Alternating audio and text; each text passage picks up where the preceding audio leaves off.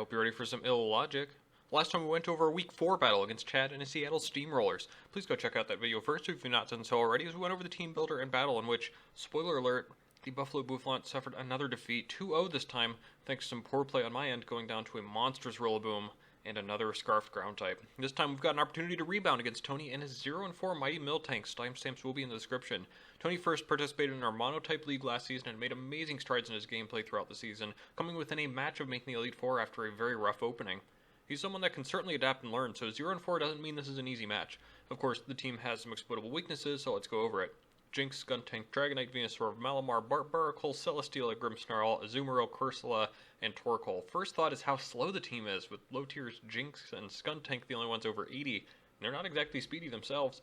Of course, with mini Suncore, Venusaur can speed up tremendously. D-Dance Dragonite is scary, as are Autotomized Celesteela, Shell Smash, Barbaracle, and Priority from Grimmsnarl and Azumarill. It's got a lot of options to get around the low base speeds.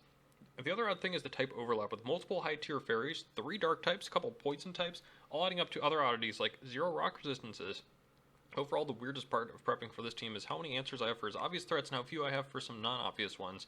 Let's get into it then, starting with the struggles from Barbaracle. Shell Smash Up and Sweep seems obvious, with just about everything on my team outspeeding it from the get-go. It'll have a tough time finding that opportunity and needs to run too many moves to be able to deal with all my very good answers. Skuntank doesn't do too much either. I guess I can defog and Toxic, but offensively I've kind of got some great checks like Obstagoon and Nidoking that can just tear it apart. Again, it's kind of tough to sort out anything from here, so I guess I'll say Grimmsnarl, who walls Latias hard but otherwise struggles with anything except for setting up screens. Nidoking is the perfect wall to his shenanigans. Obstagoon is immune to Prankster, has Facade, Cobalion doesn't care much with Iron Head coming. I can run Brick Breaker defog instantly to help it out. Corsola is tough for him against my offensive threats, especially with Arctivish outspeeding it naturally and things like Bulu, Zero Aura, and Obstagoon destroying it very thoroughly too.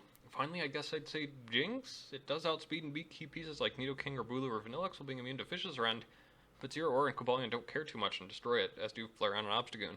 That means I have a strange feeling of something like Malamar coming, one of my all-time favorites in Draft League after getting a 6-0 with it my first season. Superpower knockoff is so tough to deal with and leaves maybe Dazzling Gleam Bulu as my only check, but that's definitely not good in the matchup otherwise. I have a couple cheeky answers, but those answers take a ton of damage while Malamar boosts up. Celesteela is a great mon I expected to come, but I do have quite a few answers. Zero Aura, Rotom, Nidoking, Arctivish, and Flareon especially stand out as beating it with super effective and or strong moves. It can run a lot of different sets though, and I need to be careful.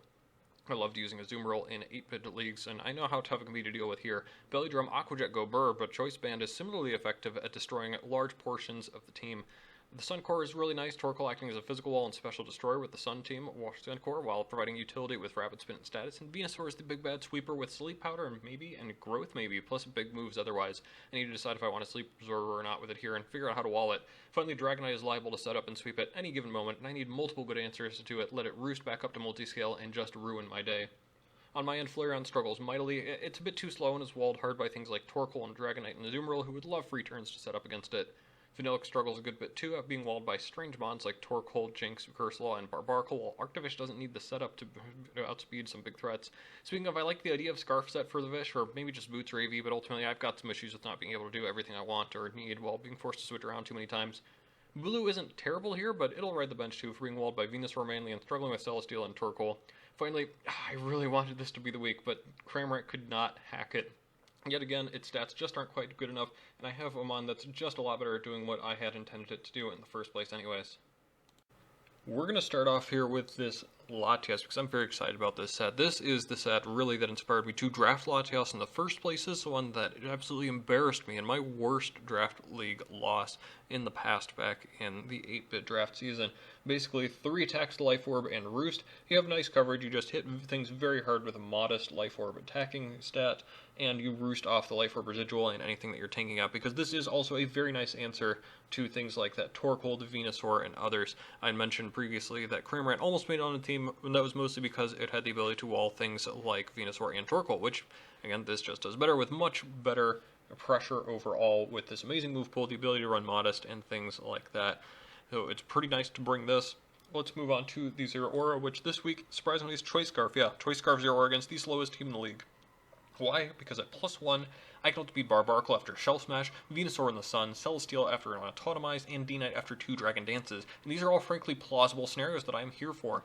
The 2 odd moves, Blaze Kick and Play Rough, are here for Venusaur and D-Knight respectively, doing more in the Sun and after Multiscale is broken too.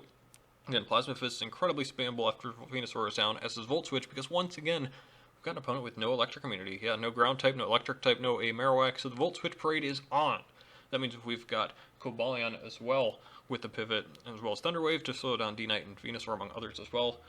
Stealth Rock is obvious, and Iron Head is decent neutral damage, aside from Celesteela and Torkoal. It's pretty straightforward, so let's just go over to the third Volt Switcher in Rotom, who also statuses thanks to Willow, which pairs nicely with Hex, and the burn can stop things like Malamar, or Azu, or Celesteela, or Dragonite, or Barbaracle, who are trying to set up while neutering offense from Skuntank and Grimmsnarl as well. I did consider Spectral damage. It would be pretty funny. Maneuvering between Willow and Hex was too valuable for me, so I figured the last move slot could go to Nasty Plot for some cheeky setup maybe near the end of the game when things are statused and fixing to go down to a boosted Hex. That's it for the weird stuff. The final two are going to be pretty standard. We've got Nidoking rocking Life Orb with Earth Power, Ice Beam, Thunderbolt, which hits just about everything so hard that we'll grab Substitute as the last move in the face of something like a defensive Celesteela or Venusaur. And finally, Obstagoon is going to be back with Flame Orb, spamming Facade Knockoff. Brick Break is cool to make a more complete Grimmsnarl check, and finishing with Thunder Punch for another Steel Flyer you can bring in Celesteela. So that's going to be the squad. We're looking to get back on track against a 0-4 team, so let's see if I can play better in this one. So aside from seeing Grimmsnarl here and over Malamar, okay, full disclosure, I always script what I'm going to be saying in these videos. It's just something that makes me feel a little more comfortable and make sure I can hit all the points that I want to. These are always done after the fact anyway, so a script usually helps me out, but this is a video that I didn't really want to do because, spoiler alert, this is probably the worst played match that I have ever had in Draft League. No offense to the opponent who played very well, I think, overall. But this was extremely bad. No Johns or anything. I have some excuses I could offer up or some reasoning depending on how you want to look at that, I suppose. But bottom line, this was just a very ugly game. I do not want to be going through everything, showing every single misplay, which there were a ton of. It was already, basically it was bad enough. I think we can kind of afford to just go off the cuff here. Talk a little bit about roasting me, I suppose, is going to be the main focus of this video because holy, this was just ugly. It was bad. Let's get into it here. We could start off, I suppose, with this Nidoking, which I lead off. I expect either Grimmsnarl or Torkoal. I thought this could kind of beat both of them, but of course I didn't put Sludge Wave on it this week, and for some reason I have Substitute on it, which isn't really necessary. Look, I outspeed his whole team naturally. Why do I even need to set up Substitute anyways when that extra coverage could have worked? Could have had Stealth Rock on this as well, potentially.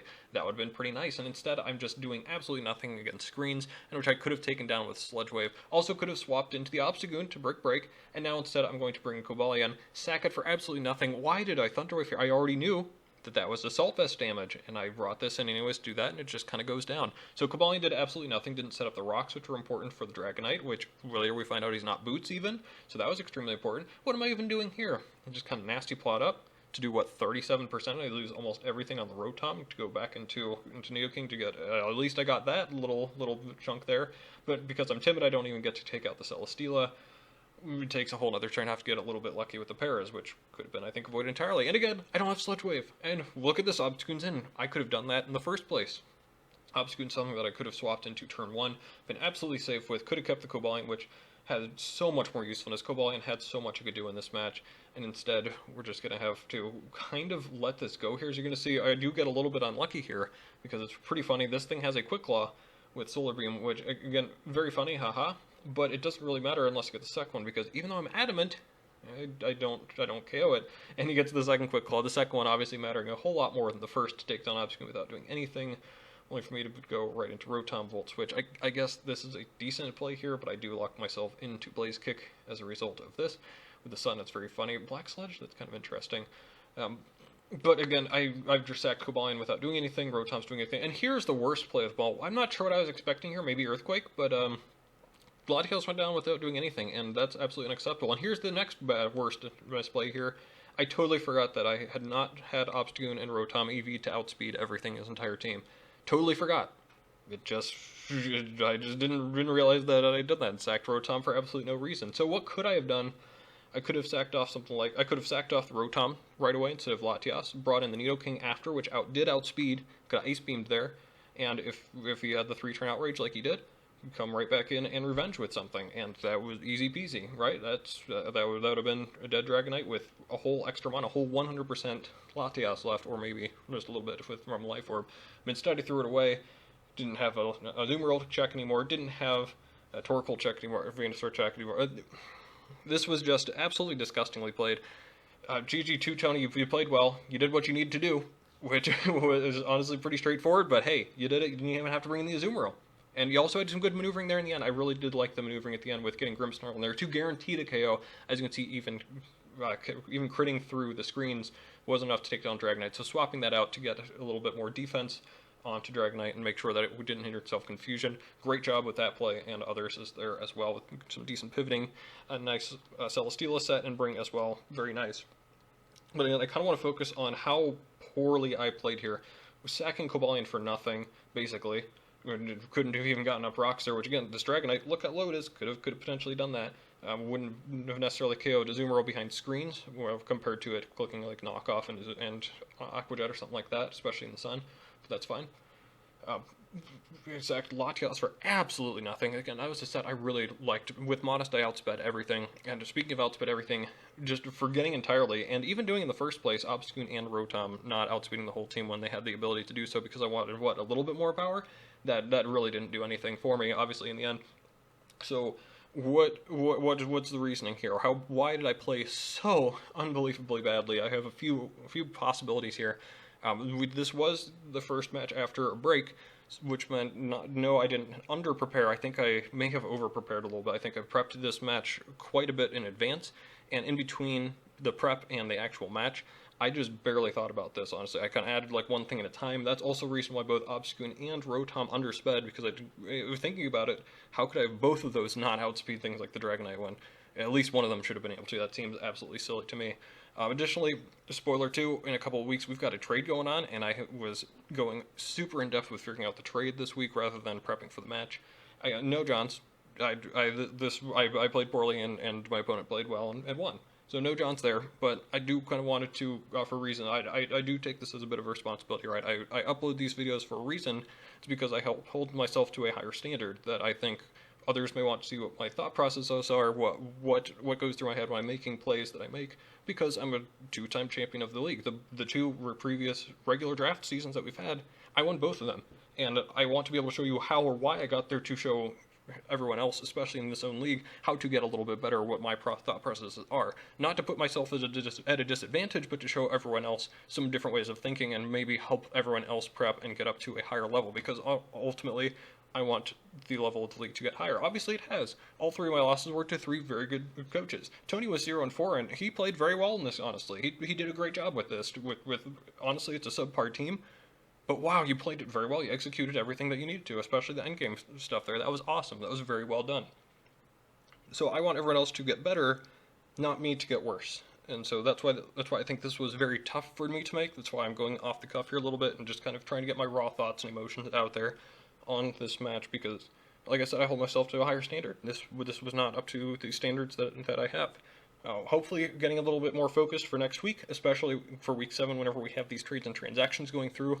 I have a couple of ideas about the team not working quite as well as I'm hoping as well, and maybe some thoughts on that. Not all of which are necessarily fixed by the trades, but we can go into that a little bit more in depth post week 6. So either beginning of week 7 video or maybe post week 6 video, we'll talk about it a little bit more.